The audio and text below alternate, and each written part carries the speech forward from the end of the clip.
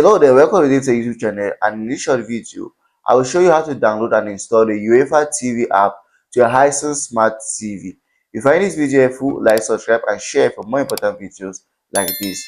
So if you want to install the UEFA TV app, the first thing you have to do is to make sure that the application is not yet installed on your Hisense Vida Smart TV. And as you can see, I don't have it installed. So what I will do is go over to my app store here. It is very easy, and please follow attentively. As you launch your Vida App Store, this is how it looks like. You can browse through to try to find out the application just by browsing through, but I don't really like wasting time. So what I'll do, I'll just go over to my search and I'll type in the name application, which is UEFA. So UEFA, that's literally what it is, right?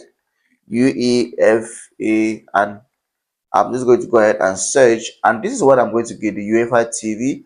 I just launch it once, and that's the application we're looking for over here. And I'll do is just to click install, and the application is installed straight away to my Hisense Vida Smart TV.